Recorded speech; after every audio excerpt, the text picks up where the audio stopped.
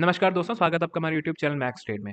दोस्तों आज निफ्टी में जिस तरीके की ओपनिंग हुई है, अनप्रिडिक्टेबल ओपनिंग थी। हर किसी को पता था कि 16,500 का एक स्ट्रॉन्ग रेजिस्टेंस है और निफ्टी ने सबको शॉक किया 16,500 के ऊपर ओपन करके, और फिर कहीं ना कहीं निफ्टी आपको यहाँ 16,500 के आसपास ही सपोर्ट देता हुआ दिखा और इसने क्लोजिंग जो दी आपकी 16,520 पर दी। अब अगर हम छोटे टाइम फ्रेम पर देखें तो वो 16,495, बट उससे भी कुछ खास फर्क नहीं पड़ता। भले 500 के नीचे क्लोजिंग हुई है तो वो 4-5 रुपए, 10 रुपए, 20 रुपए की क्लोजिंग कोई बड़ी चीज नहीं है। वो निफ्टी गैप अप की तरीके से निकाल ले जाएगा। अब दोस्तों बात यहाँ पर ये आती है कि क्या निफ्टी 16,500 पर सपोर्ट ले पाएगा? मतलब जिस तरीके से यहाँ पर निफ्टी ऊपर आया है, क्या यहाँ पर ये इस तरीके से होल्ड करके और ऊपर की तरफ रैली लेकर जाएगा, या यहीं से वो गिरने की कोशिश करेगा? यहीं से कहीं ना कहीं गिरने की कोशिश वो करेगा, इस तरीके से नीचे आएगा। दोस्तों अभी बड़ा सवाल ये है, तो आइए देख लेते हैं, समझ लेते हैं कुछ चीजें हम लोग कि क्या हो सकता है निफ्टी में।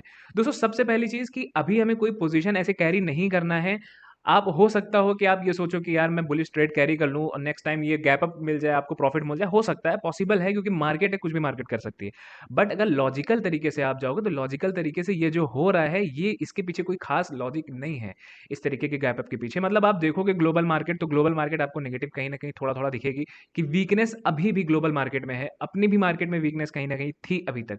बट जिस तरीके से निफ्टी ने 16,500 के ऊपर ओपन करके क्लोजिंग दी है, निफ्टी में एक करेक्शन तो बचा है। एक करेक्शन का मतलब छोटा करेक्शन कहीं ना कहीं बचा है। अगर निफ्टी को ऊपर जाना है तो निफ्टी अपनी बिहेवियर जिस तरीके से जाता है उस तरीके से जाएगा। जैसे आप देखोगे यहाँ पर एक करेक्शन दिया, फिर ऊपर गया, फिर छोटा सा करेक्शन, फिर ऊपर गया, फिर छोटा सा करेक्शन, अभी फिर ऊपर है। तो अभी जिस जगह पर है, हो सकता है ये 500 के लेवल पर ही सपोर्ट ले ले, हो सकता है ये थोड़ा सा नीचे आए और इस गैप को, जो बीच के गैप को है, उसे फिल करके फिर निफ्टी ऊपर की तरफ निकलने की कोशिश करे।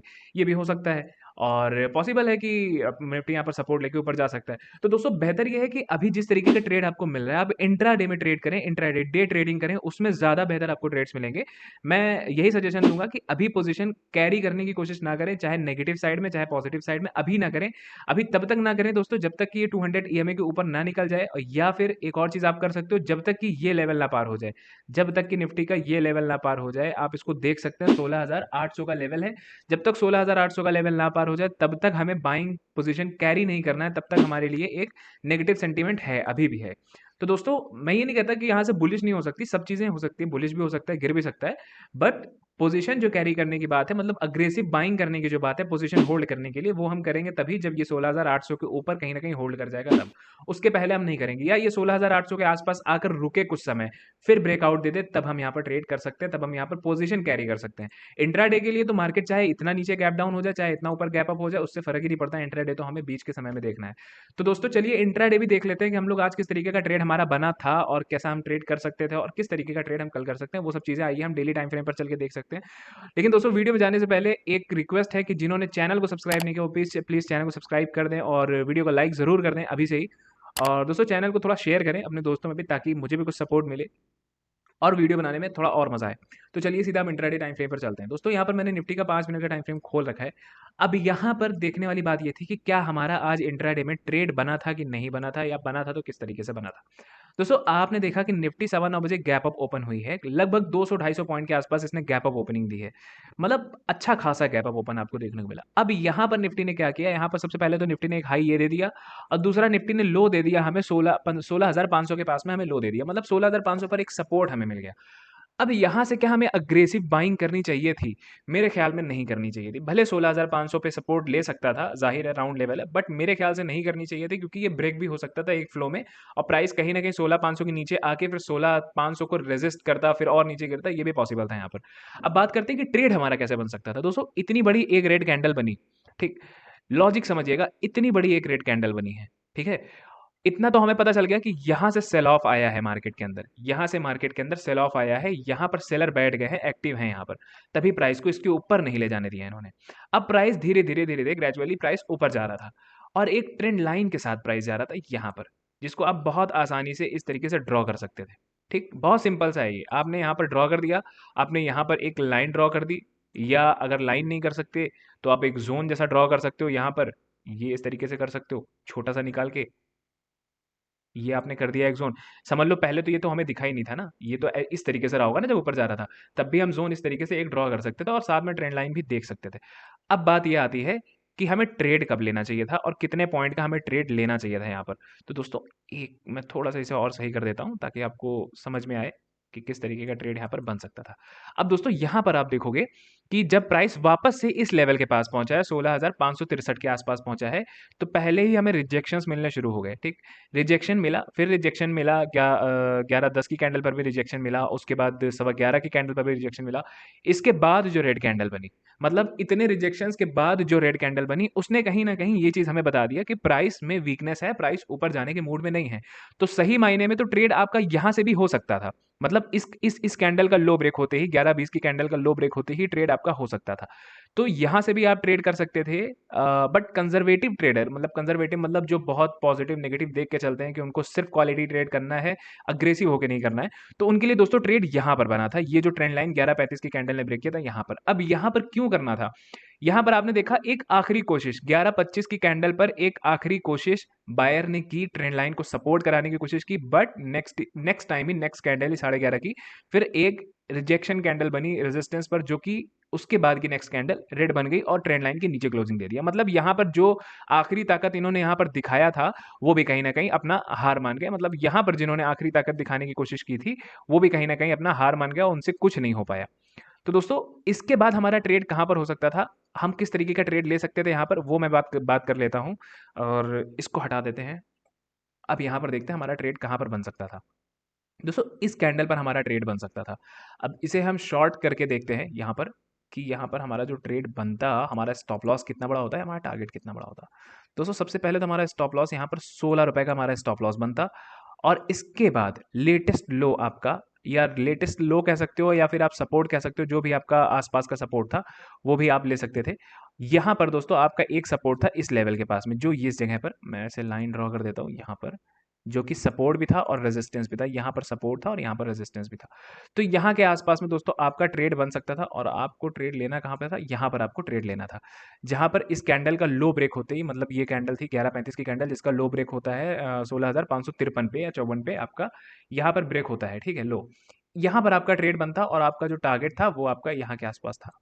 मतलब आपको 1:1 से ऊपर का टारगेट मिला, 1:1.1 या 1.2 समथिंग।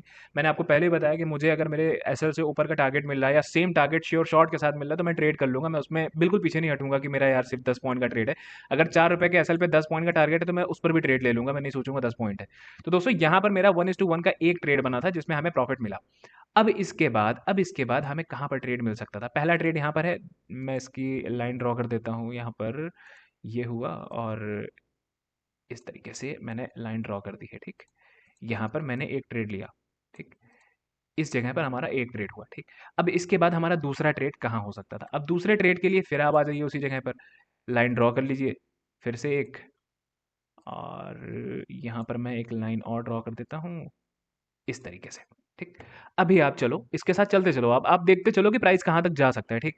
यहाँ पर आया प्राइस है, 12:20 की कैंडल यहाँ पर आई है, बट यहाँ पर हमें रिजेक्शन नहीं मिला। जिस तरीके का रिजेक्शन यहाँ मिला था फर्स्ट टाइम आते ही, उस तरीके का रिजेक्शन यहाँ पर नहीं मिला, ठीक है। अब हमें समझ जाना चाहिए कि प्राइस यहाँ से वापस घूमने की फिराक में नहीं है, ना कोई रेड कैंडल, ना कोई खास रिजेक्शन, प्राइस ऊपर क्लोजिंग दे गया फिर और ऊपर चला गया।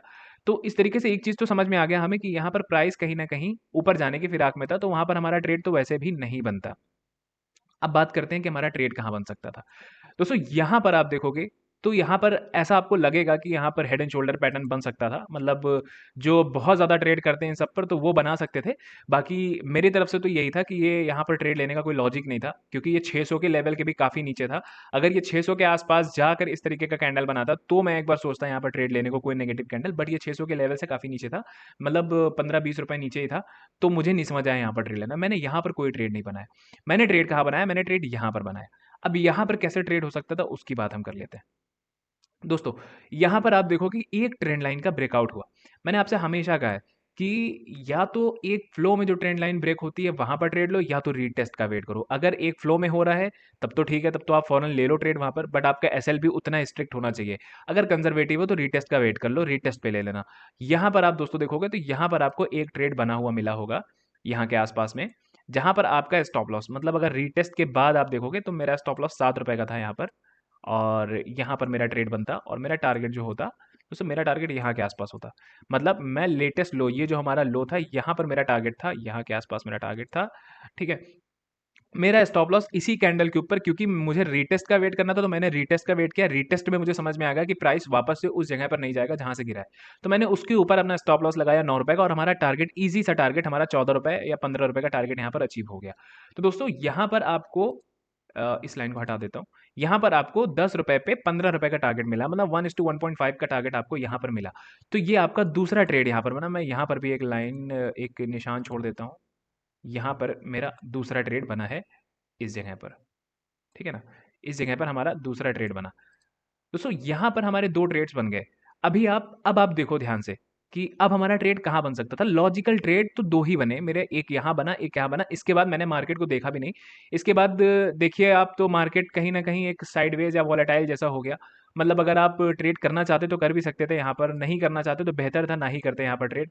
अगर आप देखोगे तो कहीं न कहीं इस जगह पर एक मार्केट का सपोर्ट था। यहाँ पर मार्केट का लास्ट सपोर्ट था, और मार्केट कहीं से उस सपोर्ट को फॉलो नहीं कर रही थी। मतलब मार्केट में एक फॉल आया, इस जगह पे मार्केट ने सपोर्ट लिया, वापस से मार्केट ने इस सपोर्ट को कोई रिस्पेक्ट ही नहीं दिया। आप देखो, इस सपोर्ट पे कहीं सपोर्ट ही नहीं लिया मार्केट ने, मतलब बिल्कुल रिस्पेक्ट ही नहीं दिया इसको, और प्राइस उसके नीचे भी गया, उसके ऊपर भी गया, बिल्कुल नॉर्मल तरीके से। तो यहाँ के बाद से तो कोई ट्रेड हमें नहीं समझ में आया, और मैंने भी कोई ट्रेड नहीं लिया। आज 2 ट्रेड थे, लॉजिकल ट्रेड थे और श्योर शॉर्ट ट्रेड थे। दोनों ही ट्रेंड लाइन ब्रेकआउट के ट्रेड्स थे यहाँ पर, जिनको आप ले सकते थे, और बहुत आसानी से पैसा आप 1:1.5, 1:1 का रिस्क रिवॉर्ड रेशियो लेकर कमा सकते थे। देखिए दोस्तों, पॉइंट कम हो ये इंपॉर्टेंट नहीं है, श्योर शॉर्ट हो ये इंपॉर्टेंट है। मैं हमेशा कहता हूँ, हर वीडियो में कहता हूँ, पॉइंट्स कम है ये इंपॉर्टेंट नहीं है कि पॉइंट्स 10 मिल रहा है। अगर 4 रुपए के एसएल पे 10 पॉइंट मिल रहा है, खुशी खुशी ले लो। अगर 10 रुपए के एसएल पे 16 पॉइंट मिल रहा है, खुशी खुशी ट्रेड ले लो, बट श्योर शॉर्ट हो कि हाँ यहाँ पर आपको 16 रुपए का टारगेट मिल जाएगा। और यहाँ पर जितने भी टारगेट्स थे, मैंने ऐसा नहीं है कि लॉजिकली तरीके से यहाँ पर लाइन लगा दिया कि मेरा बस टारगेट यहाँ पर हिट हो गया। मैंने आपको बताया ना, मैंने इस कैंडल के लो पर टारगेट अपना हिट किया, जबकि कैंडल यहाँ तक गई है। मैं चाहता यहाँ से आपको दिखा देता 1:2 का रिस्क रिवॉर्ड रेशियो होता है, वो 7 रुपए का, 14 रुपए का स्टॉप लॉस रहता है, 9 रुपए का, और यहाँ 20 रुपए का टारगेट रहता है। मैं ये भी दिखा सकता था इसके लो तक, बट कोई मतलब नहीं है। जो मैं बोलूँ हमेशा हर वीडियो में वही चीज़ मैं दिखा रहा हूँ कि मैंने इसके लो पर टारगेट अचीव किया, उसके लो तक ही मैंने टारगेट लिया, मैंने उसके आगे बढ़ाया भी नहीं अपना टारगेट। और सेम चीज़ यहाँ पर भी थी, जो हमारा लेटेस्ट रेजिस्टेंस या सपोर्ट था, मैंने वहीं पर अपना टारगेट अचीव किया, उसके नीचे लेकर नहीं गया। तो इस तरीके से दोस्तों, अगर आप नियम पर ट्रेड करोगे, मतलब जो पहला रेजिस्टेंस है, पहला सपोर्ट, वहां पर जहां आपका टारगेट होना चाहिए, अगर उस तरीके से ट्रेड का टारगेट लेके निकल रहे हो, तो आप यहाँ पर कामयाब हो। हर ट्रेड आपका आपको प्रॉफिटेबल दिखेगा फिर। बट अगर नियम पर नहीं चल रहे हो ना, तो फिर मुश्किल है, फिर आपको बहुत सोच समझ कर ट्रेड लेना है। ठीक है। तो दोस्तों, यहाँ पर 2 ट्रेड आज हमारे बने, जो कि बहुत अच्छे ट्रेड थे, श्योर शॉर्ट ट्रेड थे। आपके भी बने होंगे, अगर आप मुझे फॉलो कर रहे हैं कई दिनों से, तो आपको पता होगा ये सारे तरीके मैंने यहाँ पर अपनी वीडियो में दिखा रखे हैं। जहाँ पर मैंने आपको ये भी दिखाया है कि किस तरीके की कैंडल होती है यहाँ पर, इनसाइड कैंडल या सिमेट्रिकल ट्रायंगल का पैटर्न वगैरह, इनसाइड पैटर्न, ये सारी चीज़ें मैंने आपको बता रखी है। हर चार्ट पे मैं आपको दिखा रखा हूँ कुछ ना कुछ, किस तरीके से ट्रेंड लाइन ब्रेकआउट या फिबोनाची, सारी चीज़ें मैंने यहाँ पर दिखा रखी हैं। तो ये मैं हमेशा से दिखाते आ रहा हूँ। अगर आप उन चीज़ों को फॉलो कर रहे हैं, तो आपको भी नॉर्मली यहाँ पर ट्रेड्स मिल जाया करेंगे। नेक्स्ट डे देख लेते हैं कि किस तरीके का हमें ट्रेड कल मिल सकता है। अब दोस्तों, कल का हमें देखना है कि कल की ओपनिंग पे बहुत कुछ डिपेंड करता है। अगर सपोज करते हैं कि कल मार्केट गैप अप ओपन होता है 16,500 के आसपास, यहाँ पर ओपन होता है, तो हमारा ट्रेड कहाँ बन सकता है? सबसे पहले तो दोस्तों, हम एक ट्रेंड लाइन यहाँ पर ड्रॉ कर लेते हैं अपनी ट्रेंड लाइन यहाँ पर ड्रॉ कर लेते हैं। अब आप देख सकते हैं कि एक ट्रेंड लाइन आई है जो प्राइस को नीचे ढकेल रही है, ठीक है ना? अब सपोज करते हैं कि मार्केट कल को यहाँ पर गैप अप हो गई, और मार्केट अगर यहाँ सपोर्ट लेती है, ठीक 500 पर, हो भी सकता है 500 पर सपोर्ट ले ले, और फिर ऊपर की तरफ निकले, फिर अपना लो पर शिफ्ट करे, और फिर इस ट्रेंड लाइन को ब्रेक करे, तो इस ट्रेंड लाइन के ब्रेकआउट पे मैं ट्रेड नहीं लूंगा। मैं इस ट्रेंड लाइन के ब्रेकआउट पे ट्रेड नहीं लूंगा। उसके पीछे का रीजन है, क्योंकि ऊपर लाइन से सेल ऑफ हुआ है। ऊपर आप देखोगे यहाँ से सेल ऑफ आया है, ठीक। ऊपर आप देखोगे यहाँ से सेल ऑफ आया है, ऊपर आप देखोगे तो यहाँ से भी सेल ऑफ एक आया है। तो मुझे पता है कि ऊपर सेलर बैठे हैं तैनात, बिल्कुल। अब मुझे ट्रेड कहाँ लेना है? मुझे ट्रेड वहां लेना है जहां पर पहले सेलर का स्टॉप लॉस हिट होगा। अगर यहाँ से सेलिंग बैठी हुई है, यहाँ पर लोग पोजीशन कैरी करके बैठे होंगे बियर ट्रेड के लिए, तो जब ये प्राइस इसके ऊपर निकलेगा, जब ये प्राइस इसके ऊपर इस तरीके से होल्ड करेगा, उसके बाद जैसे इसको ब्रेक करेगा, मैं अग्रेसिव बाइंग करूंगा वहां पर। मतलब मेरी यहाँ पर बाइंग अग्रेसिव होगी, मुझे रीटेस्ट की जरूरत नहीं, अग्रेसिव बाइंग होगी, और 1:1 पॉइंट समथिंग का ट्रेड आपको आराम से मिल जाएगा। मतलब कैसे मिलेगा वो भी दिखा देता हूँ। यहाँ पर अगर आप बनाओगे, तो कहीं ना कहीं आपको यहाँ के स्टॉप लॉस पर और आपको टारगेट यहाँ तक का मिल जाएगा, ठीक। मतलब 1:2 के आसपास का ट्रेड आपको कल मिल सकता है, अगर इस तरीके से मार्केट जाती है, यहाँ पर कुछ देर होल्ड करके जाती है तब। बट अगर होल्ड नहीं करती है, ऐसे वन शॉट में ही ब्रेक करने की कोशिश करती है, तो दोस्तों मैं तब इंटरेस्टेड नहीं हूँ, क्योंकि मुझे पता है कि फर्स्ट अटेम्प्ट पर कोई चीज़ चीज़ रियल नहीं होती, फिर आपको फिर रीटेस्ट की ज़रूरत पड़ेगी। अगर फर्स्ट अटेम्प्ट पे निकले तो आपको एक रीटेस्ट चाहिए वहाँ पर सपोर्ट का, वरना ट्रेड वहाँ पर मैं नहीं लूँगा।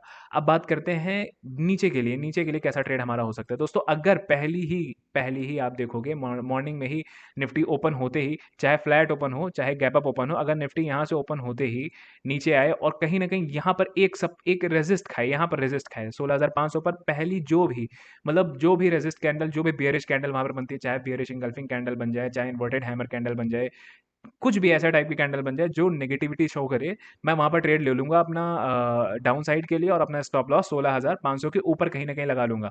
और फिर उसमें क्या होता है ना कि अगर रेजिस्ट कर गया तो फिर वो फिर नीचे उसमें मतलब एक शार्प फॉलिंग आ सकती है। कल एक्सपायरी का दिन भी है और प्रॉफिट बुकिंग अभी तक ठीक से नहीं आई है मार्केट में, और आप देखोगे तो मार्केट लगातार ऊपर जा रही है यहाँ पर।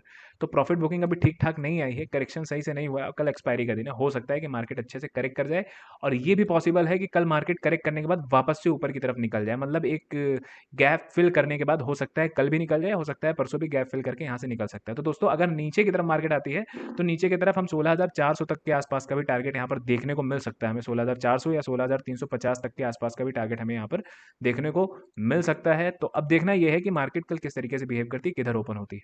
तो दोस्तों वीडियो पसंद आए तो प्लीज़ वीडियो को लाइक करिएगा और चैनल को सब्सक्राइब करना बिल्कुल मत भूलिएगा। और दोस्तों इस तरीके के वीडियो मैं आपके लिए लाता रहूँगा जो बहुत इन्फॉर्मेटिव होगी, जिससे आपको धीरे धीरे एनालिसिस करने की मतलब आपको समझ में आएगा किस तरीके से एनालिसिस किया जाता है। जो बिगिनर हैं उनको खासकर समझ में आए किस तरीके से एनालिसिस किया जाता है।